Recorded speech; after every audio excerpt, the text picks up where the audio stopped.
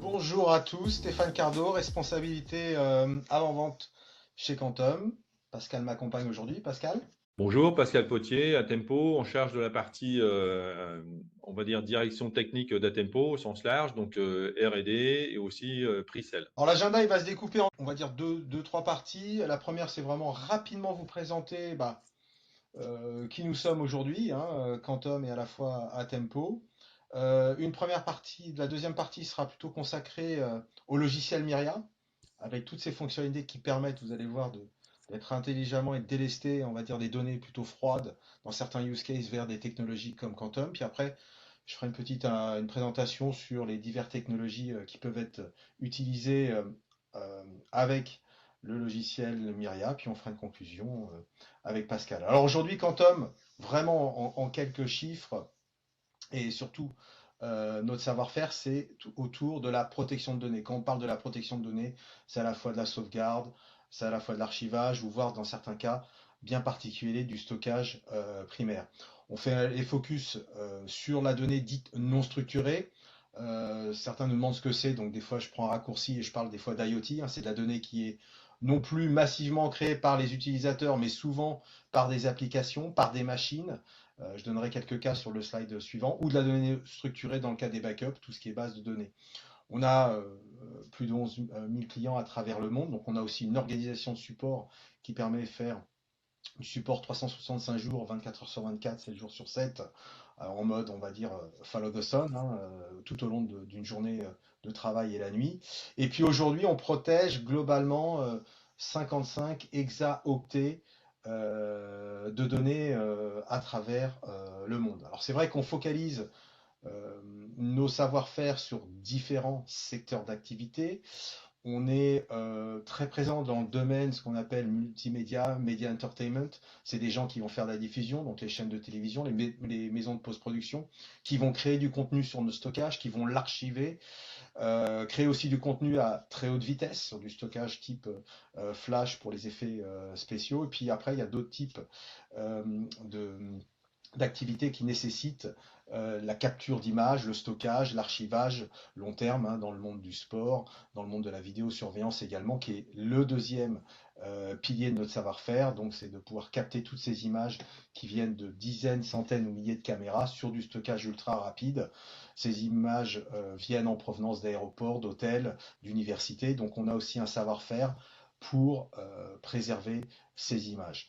On parlait de données non structurées, et là, effectivement, sur la partie géospatiale, la partie science et vie, voiture autonome, avion autonome, armée, il y a énormément de données qui sont créées tous les jours par des séquenceurs, par des microscopes électroniques, par des capteurs, par de l'image, par des écoutes sonores, et ces données sont généralement à conserver ad vitam aeternam. Donc là aussi, il faut des solutions de stockage avec une durée de vie relativement longue et des mécanismes de tiering pour migrer la donnée vers des supports moins coûteux à travers le temps.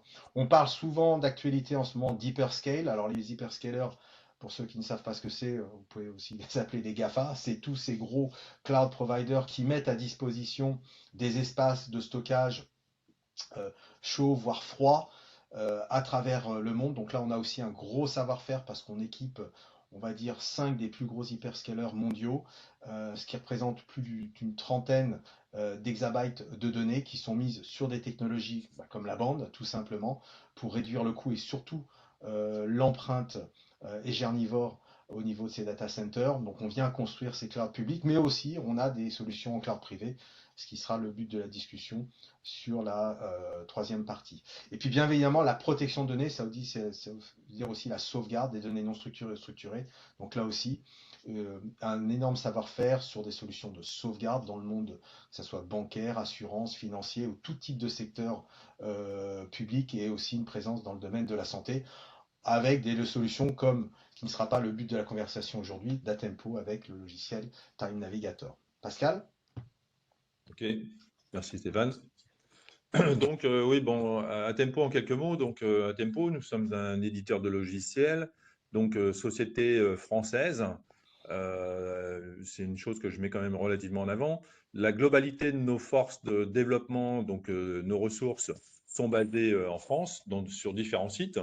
Donc, soit à Massy, au siège d'Atempo, soit à Vannes, soit aussi à Toulouse.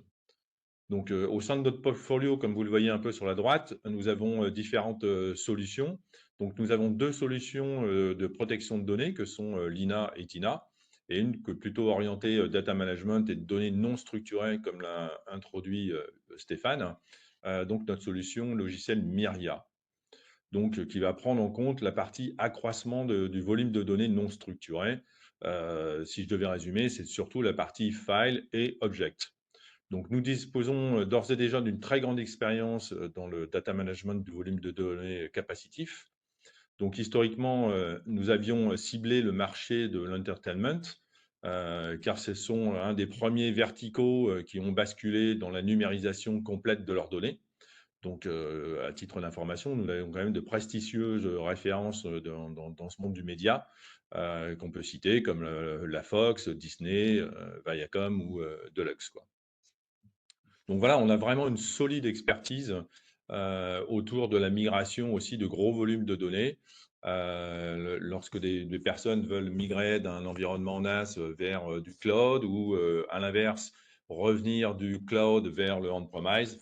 Donc voilà, on a acquis une grande expérience dans l'usage de nos solutions, de ce qui est capable de faire notre solution Myria. Donc, ce que dit le Gartner confirme donc que la digitalisation des données et l'utilisation massive de systèmes connectés ont un impact très significatif dans l'accroissement de ce volume de données. Donc, cela touche tous les secteurs.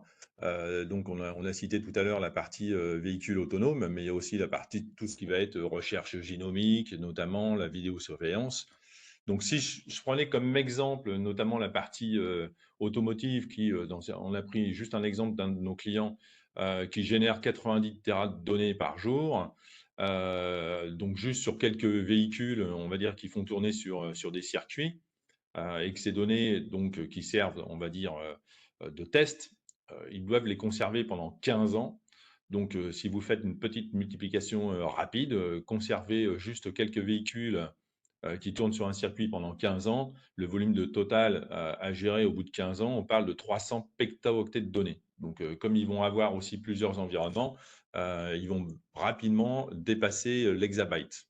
Donc, c'est quand même important de noter que la donnée non structurée sur ce slide, hein, la donnée non structurée représente la plus grosse croissance des données de stockage dans le monde. Donc, c'est quand même quelque chose que vous devez prendre en considération pour vos clients ou dans vos propres informations à stocker. Parce que, évidemment, si demain on vous dit vous avez une croissance de vos données non structurées de 30 à 80% par an, ça va avoir un impact non négligeable d'un point de vue économique. Donc, lorsque les volumes de données explosent, comme vu précédemment, dans beaucoup d'entreprises se sont donc tournés vers des fournisseurs d'infrastructures cloud. Et donc différentes possibilités, comme l'a mentionné tout à l'heure Stéphane, de faire appel soit à des stockages qu'on appelle chaud ou froid, du warm ou du cold. Donc comme vous pouvez le voir chez AWS ou bien chez Microsoft.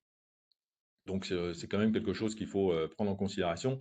Donc, mais après, au regard des coûts d'Igress-Fi, notamment nécessaires d'un point de vue restauration, on voit apparaître aussi des solutions donc hybrides, c'est-à-dire je peux avoir un archivage de mes données que je vais faire en local sur un stockage S3, notamment sur l'ActiveScale donc de Quantum, hein, où je vais garder mes données que je vais restaurer le plus souvent possible, donc avec une rétention associée qui peut varier suivant les clients que l'on voit, hein. Ça peut être 6 mois à 2 ans.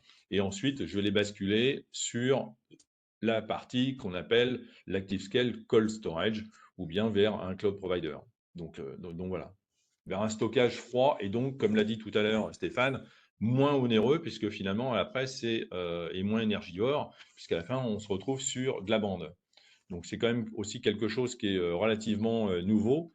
On a vu disparaître par le passé donc les bandothèques de chez nos clients autour de la protection des données. On a vu apparaître les appliances de déduplication pour y stocker les backups.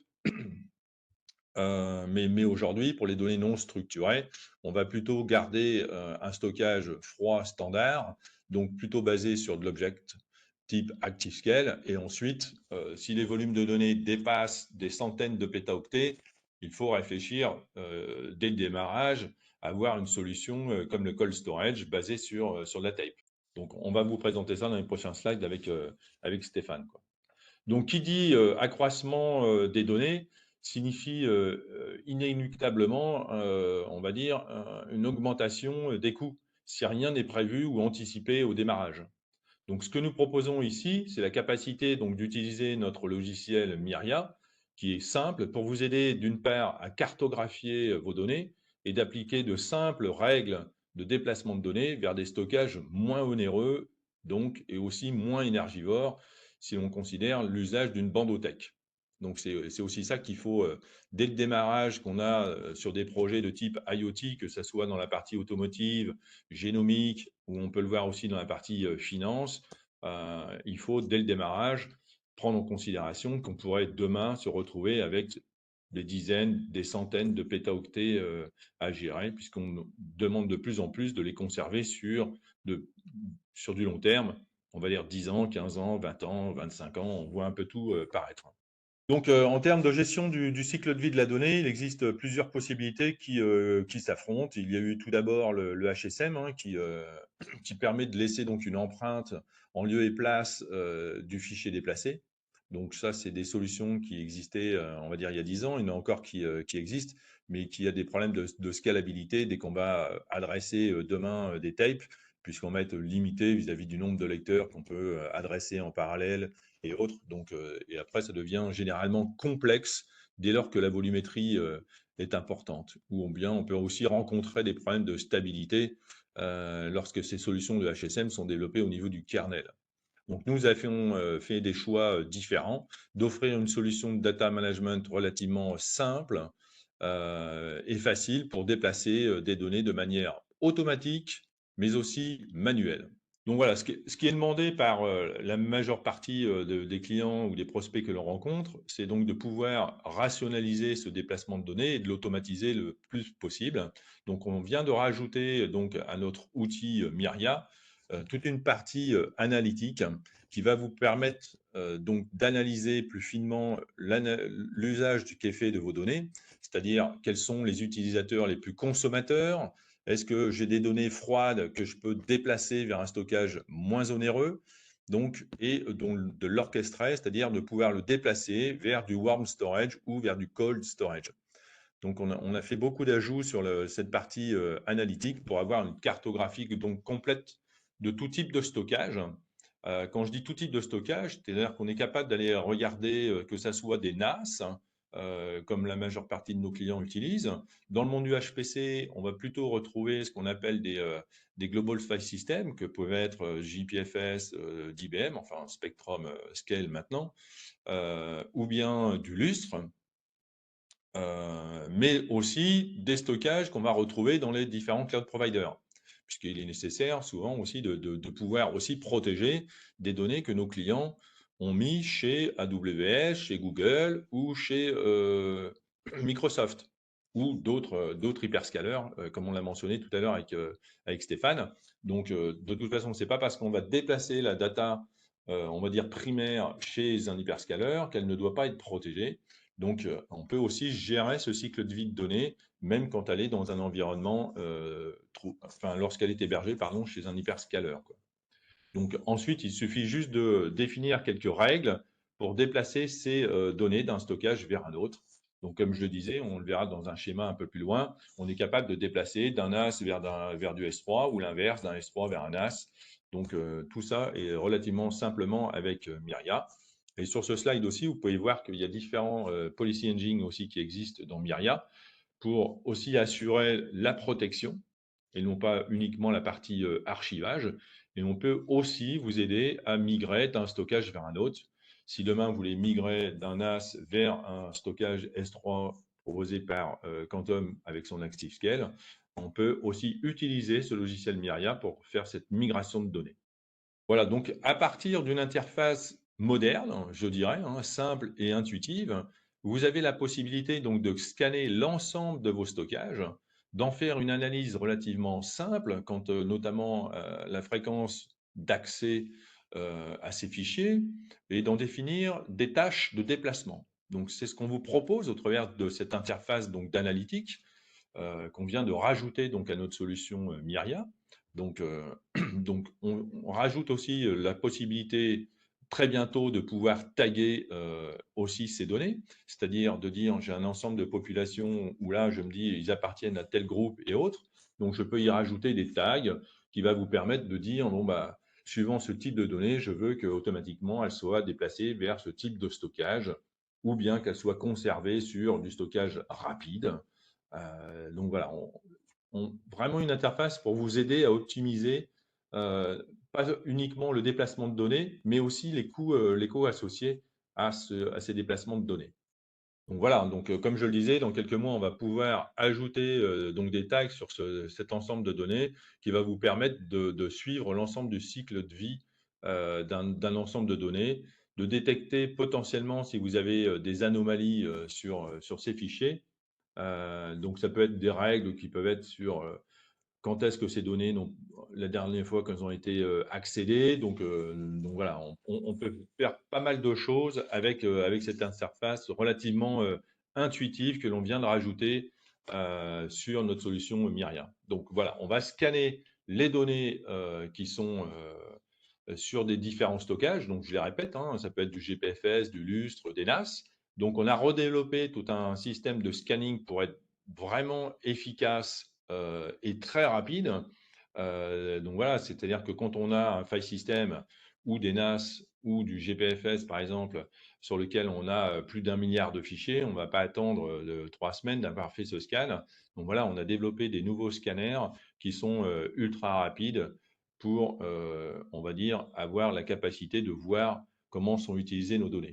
Donc voilà, donc Myria vous permet donc facilement de stocker vos données sur différents supports ouverts. Donc on va pouvoir aussi, à travers d'une interface simple, comme vous voyez ici, hein, ce qu'on appelle, nous, la partie, c'est une interface qu'on appelle EasyMove, qui vous permet simplement de déplacer en faisant des drag and drop d'un stockage vers un autre. Donc là, c'est vraiment plutôt l'expérience utilisateur. C'est une interface qu'on peut donner à destination de chercheurs ou autres. Donc, à titre d'exemple, on l'a mis chez différents laboratoires de recherche en France, que ça soit dans le monde de la recherche génomique ou de la recherche nucléaire. On a quand même quelques références significatives qui utilisent donc cette interface qui peut même être personnalisée vis-à-vis du client. On peut changer le nom des logos ou autre. Donc, et simple et intuitif pour déplacer ces données. Donc l'utilisateur, il voit les shares auxquels il a accès à partir de son poste utilisateur, et puis il dit que voilà, il peut aller l'archiver vers ce stockage plus froid, on va dire. Il peut même y rajouter ses propres métadonnées, donc des mots-clés qui vont faciliter demain la restitution de ces données. Donc, on a développé cette interface il y a un peu plus de 18 mois maintenant, et on a quand même un succès assez intéressant sur ce sujet. Donc, c'est pour ça que je voulais revenir aussi sur cette capacité. Donc aussi, bien évidemment, la donnée est déplacée, on va dire non pas du poste vers la destination stockage type S3 ActiveScale, mais voilà, on a quand même le data mover qui est en dessous de Myria, qui permet de faire ce déplacement directement du stockage primaire auquel a accès l'utilisateur final vers le stockage secondaire nearline, qu'il soit warm ou cold. Donc tout ça, vous garantissant quand même une certaine intégrité de la donnée. À chaque fois qu'on va faire un déplacement de données, on va calculer avec un système de hash tous les bugs qui vont passer au travers des data movers et s'assurer que la donnée qu'on a archivée ou bien déplacée est exactement et rigoureusement identique à celle qu'on avait sur le stockage primaire. Donc voilà, donc je voulais juste mentionner aussi sur ce slide, donc Myria, donc c'est vraiment, on va dire, un outil qui vous permet de faire ce déplacement de données, encore une fois, hein, de NAS, qu'on fasse des montages au travers des protocoles SMB ou NFS. On supporte différents scale-out file systems, Donc, dans cet exemple aussi, on a mis en avant le fait qu'on vient de développer en partenariat avec Quantum, donc un FastScan sur la partie StorNext qui permet donc justement, à partir du moment où on veut protéger par exemple un environnement stockage StorNext, d'avoir la liste des fichiers modifiés entre deux plages temporelles. Donc, on a développé cette capacité originellement sur des environnements de type NAS. Donc, on l'a fait sur StorNext. C'est aussi disponible sur les Global File Systems que sont Lustre et Spectrum Scale. Aussi, on est capable donc de déplacer ces données vers des environnements, on va dire les hyperscalers, que ce soit aussi public ou privé, de les déplacer automatiquement vers l'ActiveScale. Donc, on va voir ça tout à l'heure avec Stéphane. Et on supporte bien évidemment les capacités de versionning et d'object lock qui sont intégrées nativement à l'ActiveScale. Donc, voilà. Et comme vous le voyez sur ce schéma d'infrastructure, les flèches sont bidirectionnelles, c'est-à-dire qu'on est capable de déplacer les données d'un public cloud, on va dire, vers un NAS ou à l'inverse, d'un GPFS vers un cloud provider. Donc voilà, les flèches sont bidirectionnelles, on est capable de le faire dans les deux sens. C'est quand même quelque chose qui est vraiment relativement intéressant avec notre solution Myria. Et donc, les policies qu'on peut mettre en place, ce sont l'archivage, le backup, la migration de données.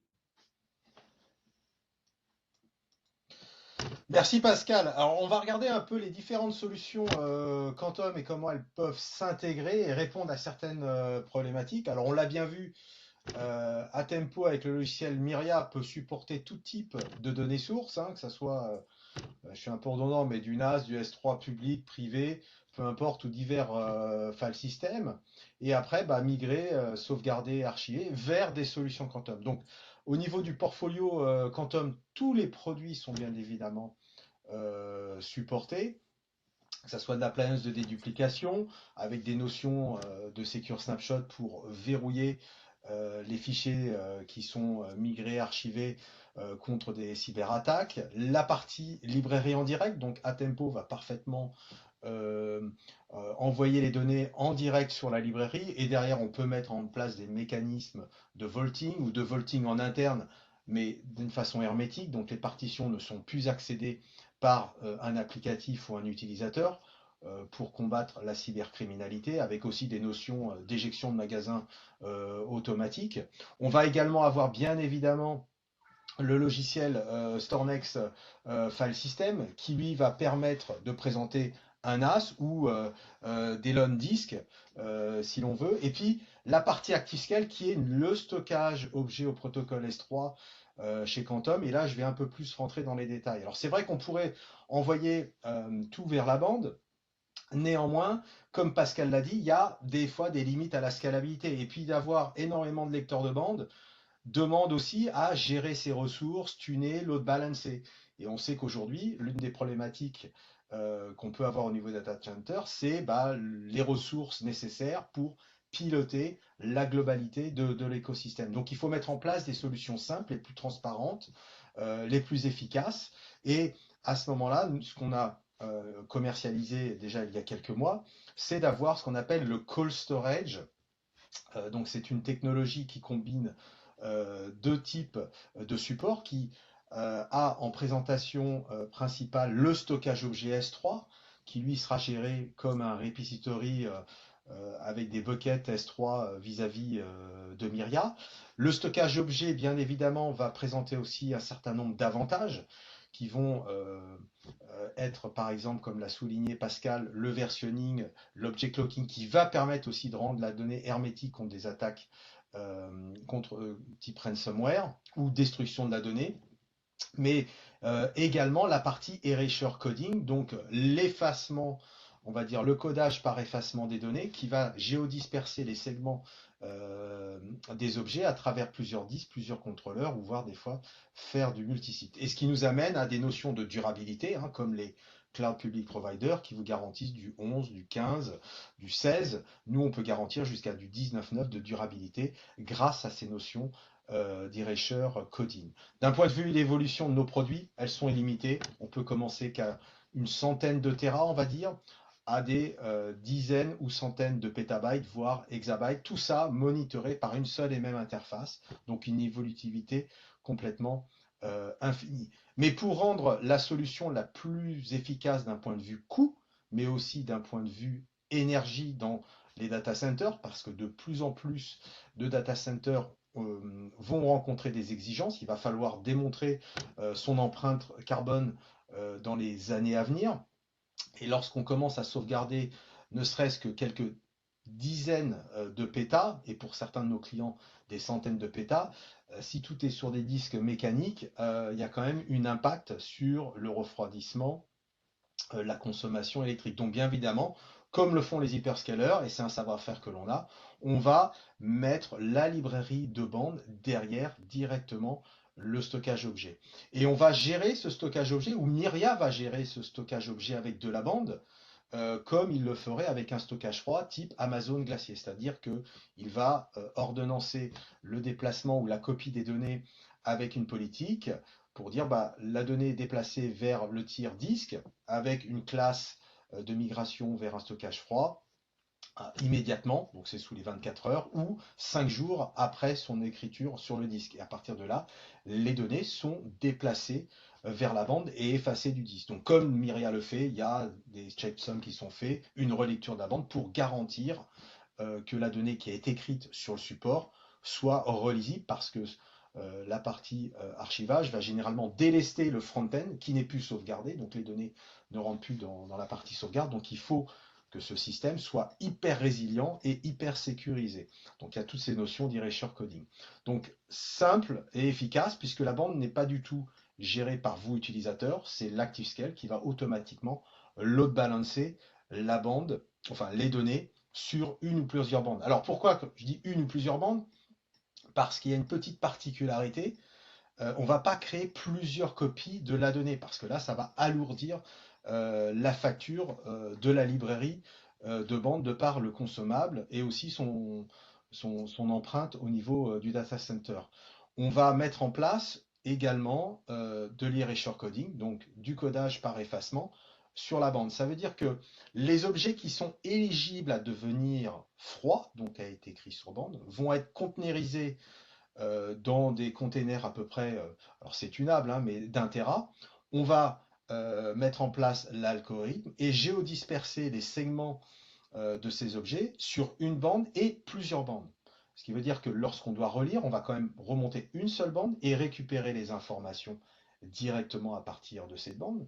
Mais si cette bande n'est plus disponible, on peut reconstruire, comme on le fait sur l'erasure coding sur disque, à partir d'autres bandes, l'information. C'est pour ça qu'on a mis aussi en place chez nos hyperscalers et chez nos clients qui ont du stockage froid cold storage, une architecture, ce qu'on appelle Rail, c'est ni plus ni moins du RAID, on va dire, mais fait sur librairie. Donc plutôt que d'avoir une grosse librairie, on va avoir plusieurs librairies sur lesquelles on va ventiler les segments des objets.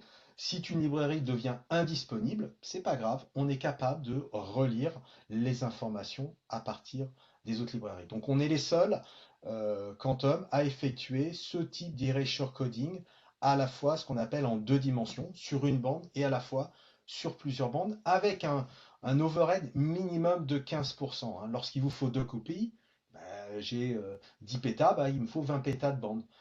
Avec l'erasure coding sur bande, si j'ai 10 pétas, j'ai 15% de plus, donc j'ai 11 pétas 5 géodispersés à travers mes bandes. Donc on fait une forte économie également sur la partie froide du stockage, avec ce niveau de protection.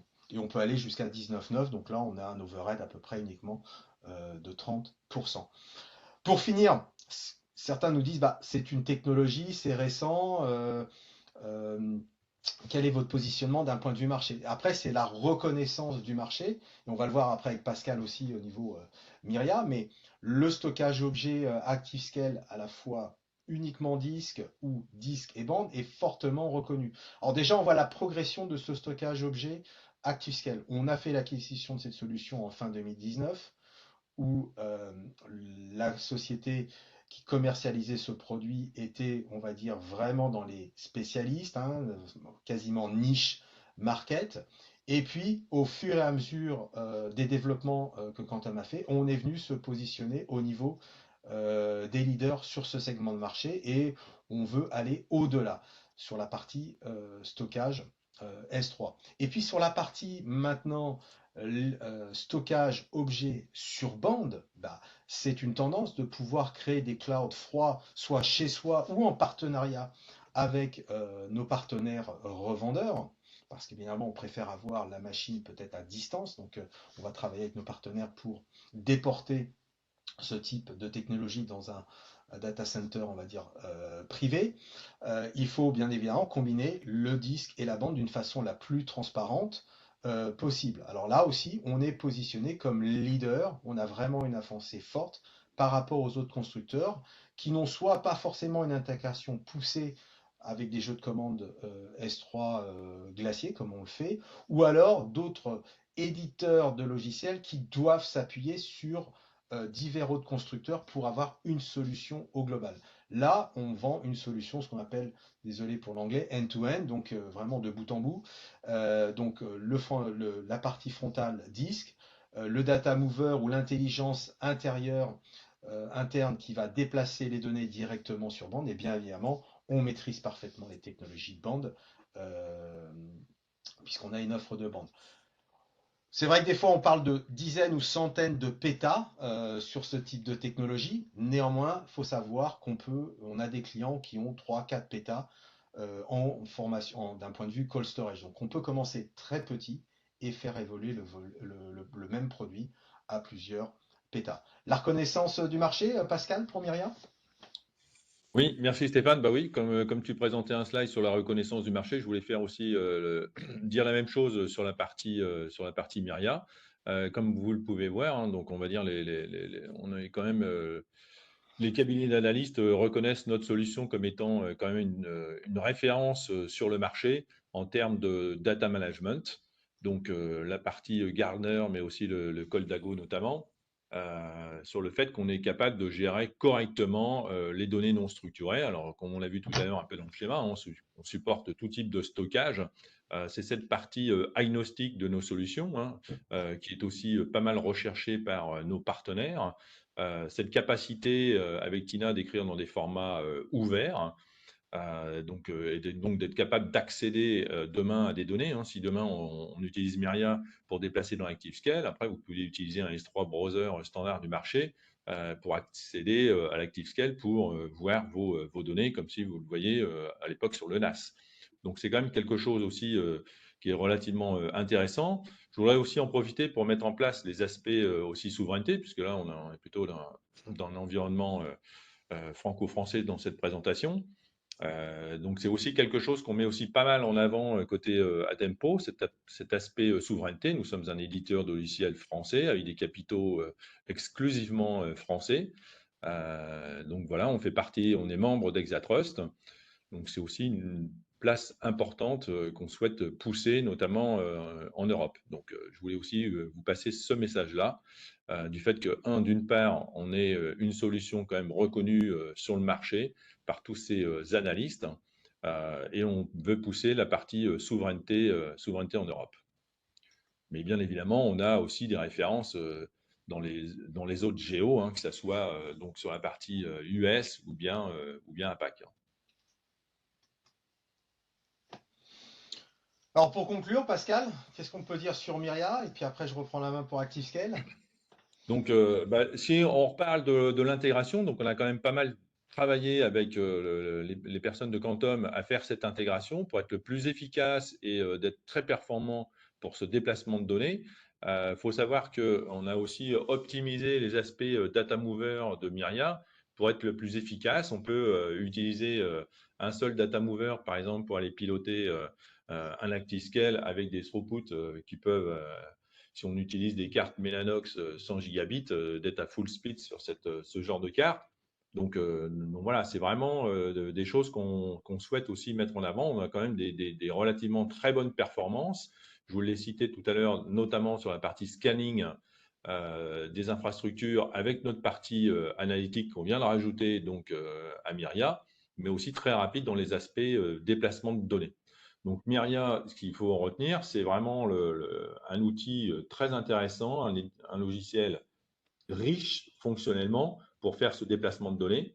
On a de très grosses références sur la partie archivage de données non structurées, donc avec des clients qui ont au moins 500 pétaoctets de données aux US, et ça commence aussi en Europe. On sait que, on va dire, les plus gros data centers se trouvent quand même aux US, mais ça arrive quand même en France. On signe des clients quand même relativement prestigieux.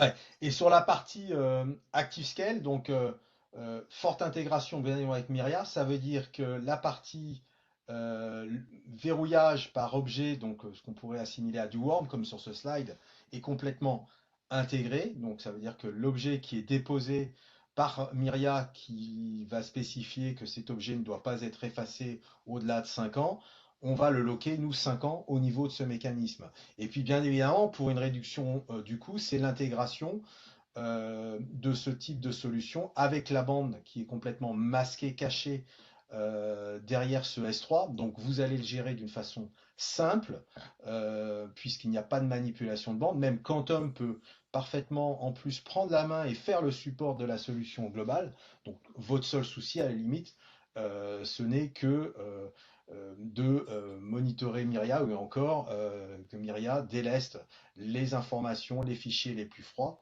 vers ce type de solution. Donc une solution efficace d'un point de vue performance, d'un point de vue coût avec la technologie.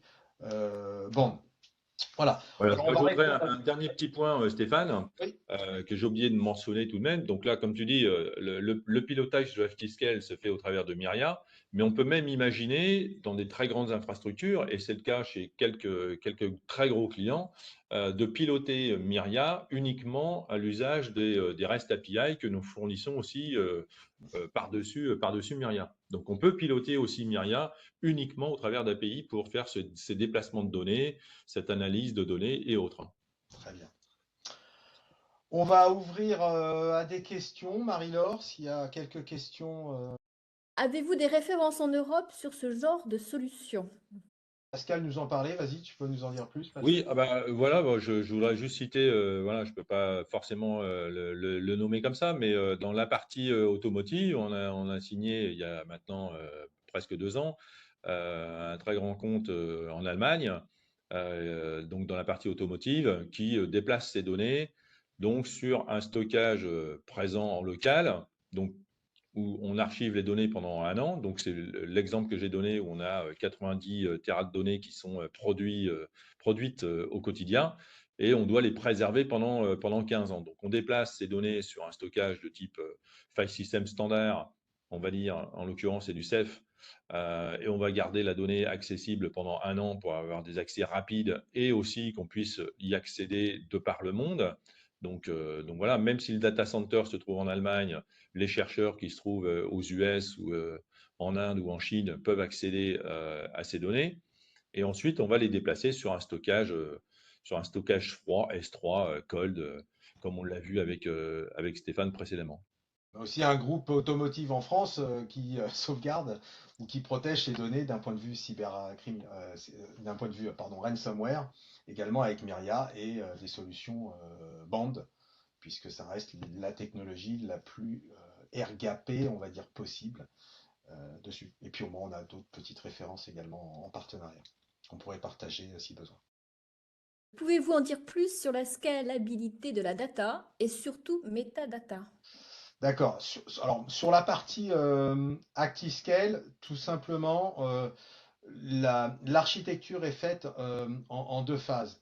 Les données, tout ce qui va être l'encodage parfaitement est sur des disques mécaniques, hein, c'est là où on va stocker les dizaines de terras, centaines ou au-delà en pétaoctets. Bien évidemment, il y a la couche metadata qui, elle, est des fois fortement sollicitée et qui doit être aussi très flexible. Donc, elle est complètement déconnectée et ne tourne uniquement sur des disques NVMe. Donc, là, il y a la rapidité du NVMe pour toutes les transactions.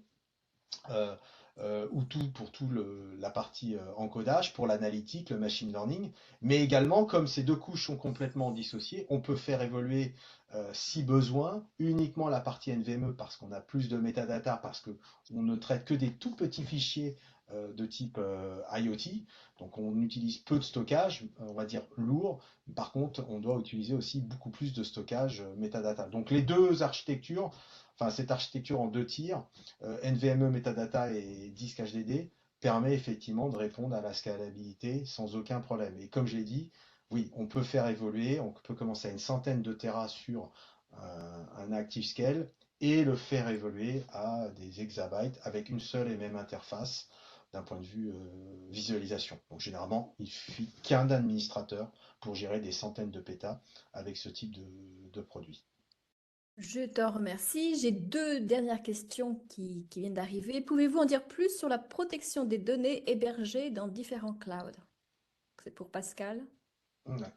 Oui, mais c'est un petit peu ce que, enfin, c'est une des références aussi qu'on a, que je pourrais mettre en avant, qu'a mentionné tout à l'heure Stéphane, c'est de dire, bon voilà, on a justement un constructeur automobile, je pense à celui-ci. Bon, après, on a d'autres références, bien évidemment, mais comme Stéphane en a brièvement parlé, donc voilà, ils ont des données qui sont hébergées chez différents cloud providers, AWS, Google et aussi Microsoft en l'occurrence. Et comme ils doivent quand même protéger forcément ces données, ils utilisent un autre tiers de confiance, data center, pour faire les sauvegardes de ces environnements. Et tout ça se fait sur des technologies Quantum. Donc, on utilise un buffer sur disque avant d'aller mettre sur tape, puisque voilà, les données proviennent de différents hyperscalers. Et ensuite, on va les conserver sur tape. Donc là, c'est plutôt aussi orienté protection, même si on parle de data management, mais on est plus orienté protection de la data. Donc, on va faire une sécurisation des infras au mois ou au trimestre. Ce n'est pas encore forcément encore très clair dans leur tête. Pour l'instant, voilà, on démarre ce projet, mais voilà, très intéressant. J'ai encore deux autres questions qui viennent d'arriver. Est-il possible, déjà, la restitution de données se fait par quel niveau? Silo, base de données, tag? Alors, à partir du moment où on va brancher la partie analytique, hein, on va dire, on va définir comment on veut faire cette restitution. Donc, libre au travers de l'interface de choisir si on veut le faire sur un groupe de données qu'on aura tagué précédemment, parce que si on n'a pas positionné le tag, on ne va pas pouvoir le faire, ou bien après, voilà, on peut raisonner en mode silo de données. Est-ce que c'est ce répertoire que j'ai envoyé dans la partie archivage ou ce bunch de fichiers que j'ai envoyé que je souhaite restituer? Donc voilà, comme je l'ai dit tout à l'heure, on avait présenté aussi l'interface EasyMove de Myria.